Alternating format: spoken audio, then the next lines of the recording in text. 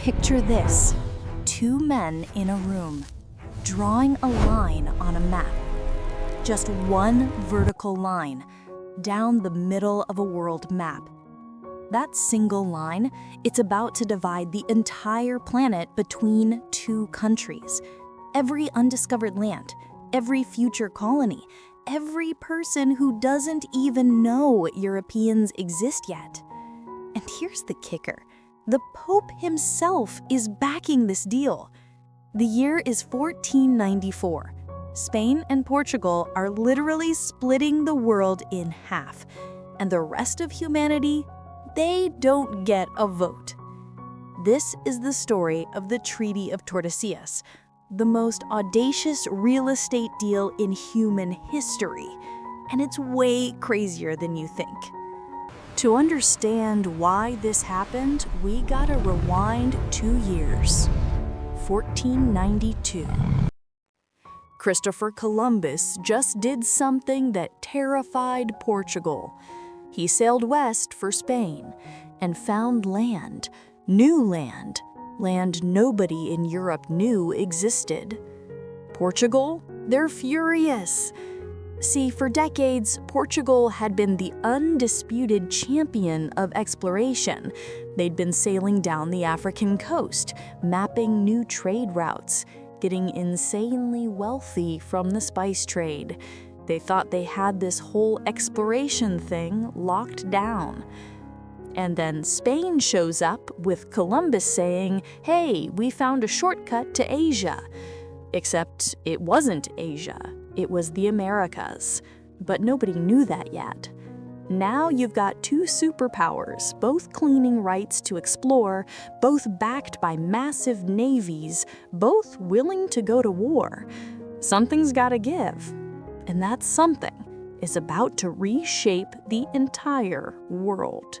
So, who do you call when two Catholic superpowers are about to rip each other apart over who owns the undiscovered world?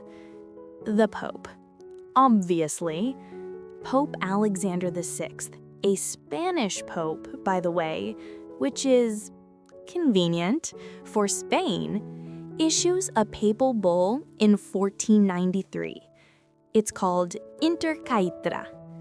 Basically, he draws a line, a meridian, 100 leagues west of the Azores and Cape Verde Islands. Everything west of that line, Spain's. Everything east, Portugal's. Portugal takes one look at this and says, absolutely not. Here's the thing, Portugal wasn't stupid. They looked at that line and realized it gave them basically nothing except the ocean routes they already controlled. Meanwhile, Spain gets this massive chunk of whatever's out there. So Portugal demands a renegotiation. And surprisingly, Spain agrees. Why? Because in 1494, nobody actually knew how big these new lands were. Spain's thinking, sure, we'll move the line west of it. Whatever keeps the peace. They had no idea what they were giving up. June 7th, 1494, Tordesillas, Spain.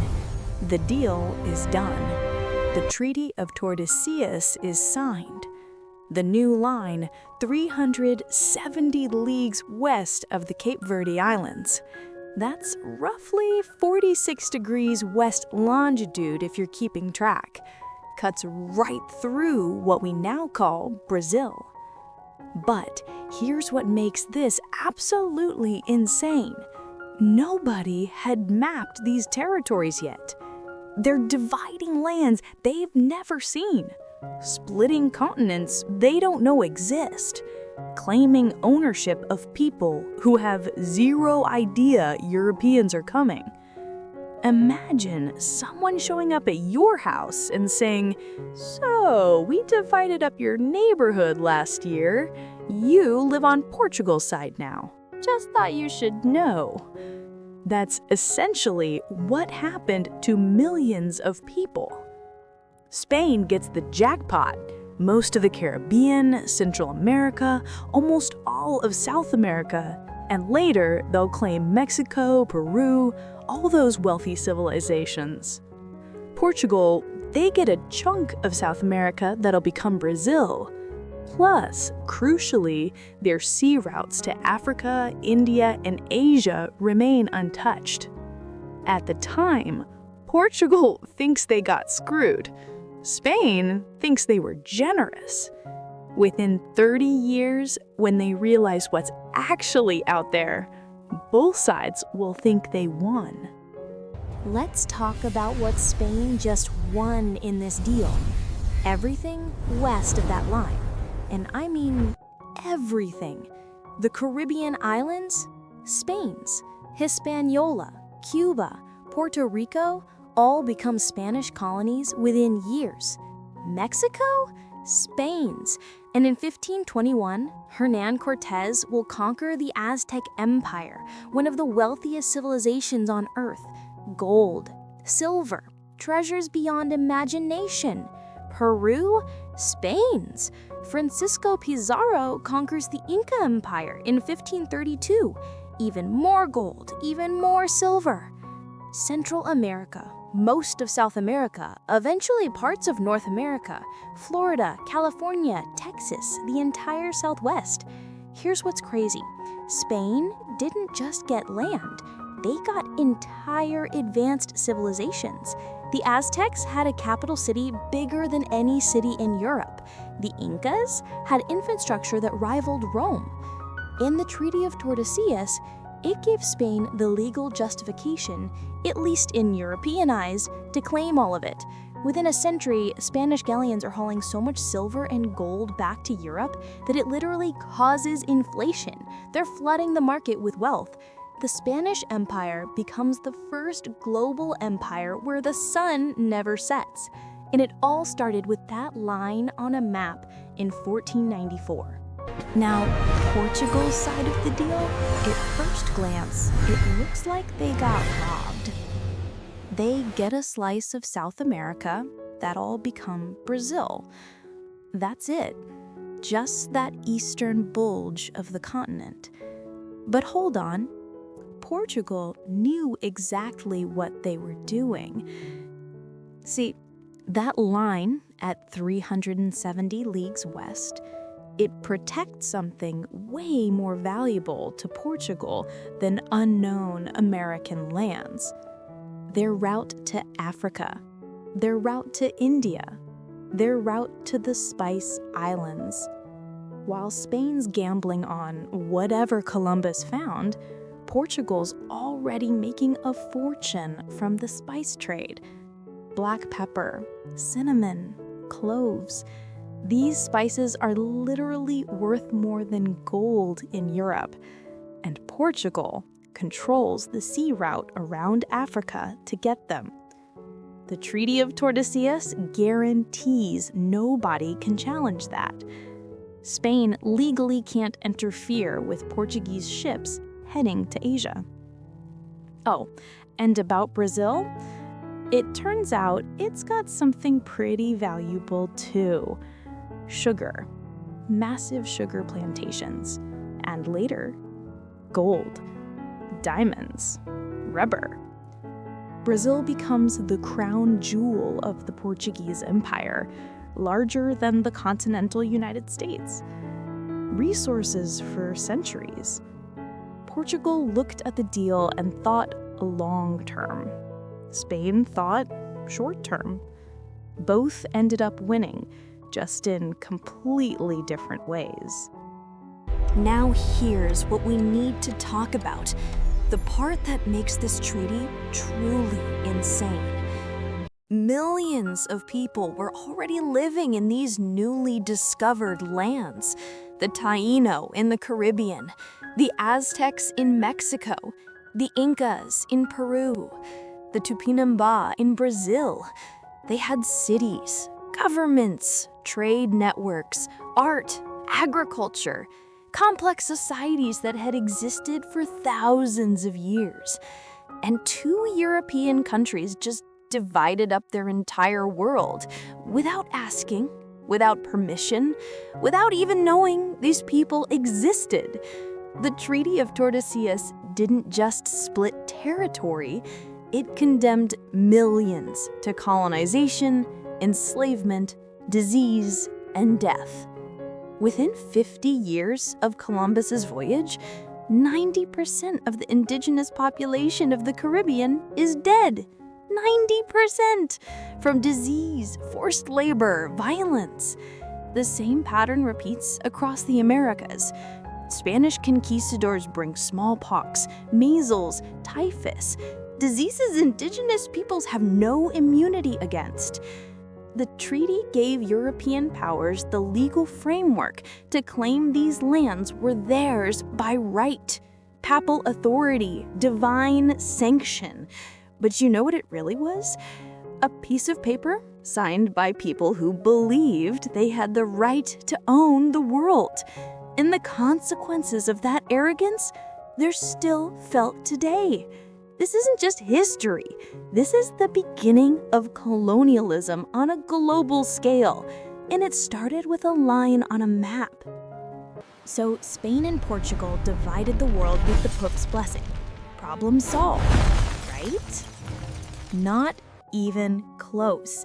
Here's the thing about the Treaty of Tordesillas.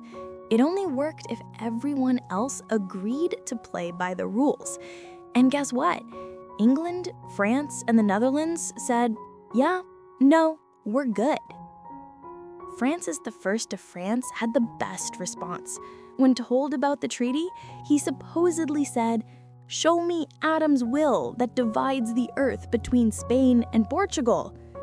Translation, where in the Bible does it say you two get to own everything? We're taking our share. By the 1600s, the English are colonizing North America. The French are claiming Canada and Louisiana. The Dutch are grabbing Caribbean islands and parts of Brazil. Nobody cared about some treaty signed by two Catholic powers, especially not Protestant nations who didn't recognize the Pope's authority anyway. Spain and Portugal tried to enforce the treaty. They really did. Spanish treasure fleets got attacked by English privateers, basically legal pirates. Henry Morgan, Francis Drake, these guys became legends raiding Spanish ships.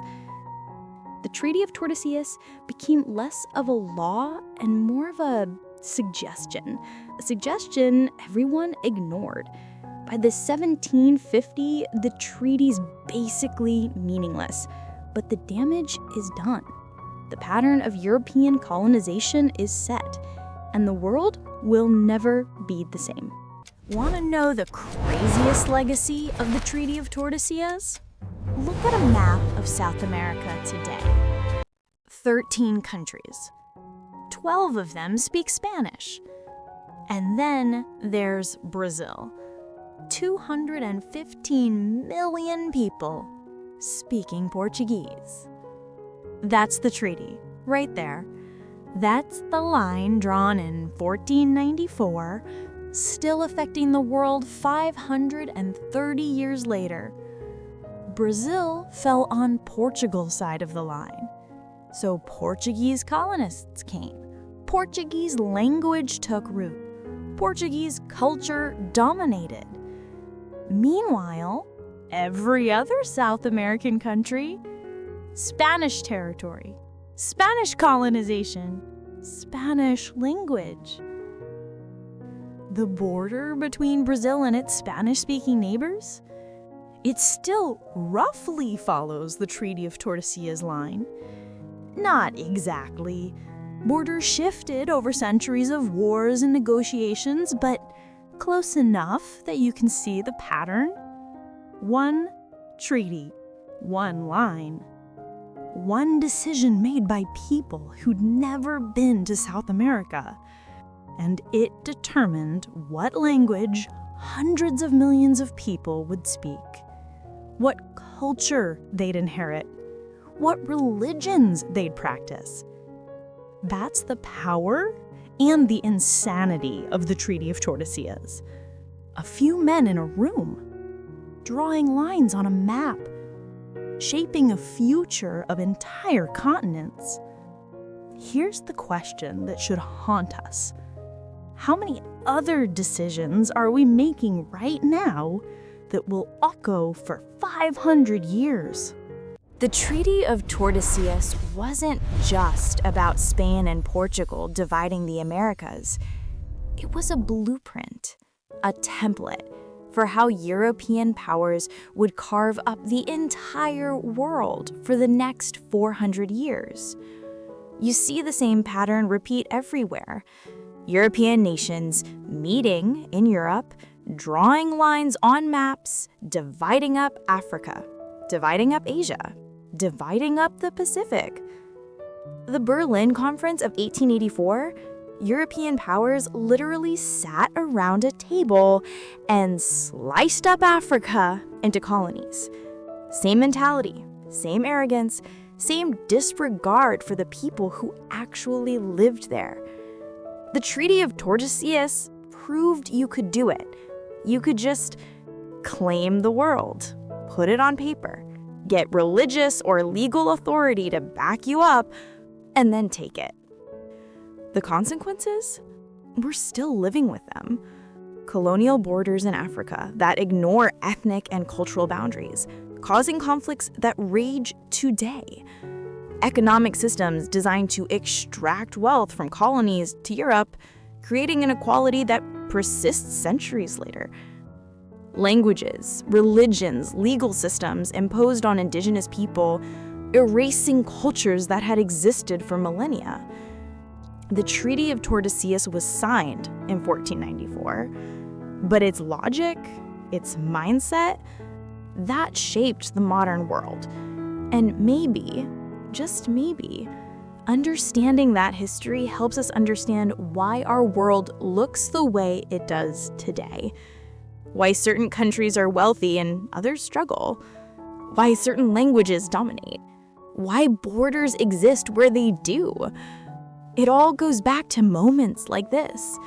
Men in rooms, lines on maps, and the audacity to believe you can own the world. Hold up, before you go, you just learned about a treaty that divided the entire world.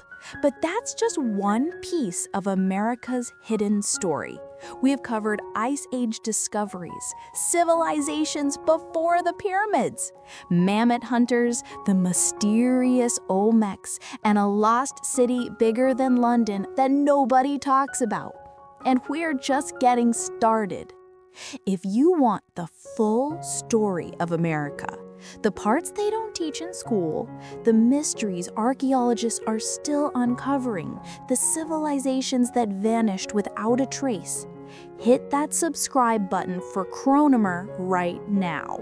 Because we're going A to Z, every hidden chapter, every forgotten empire, every mind-blowing discovery. Don't miss what's coming next. Subscribe to Chronamer. Let's uncover the truth together.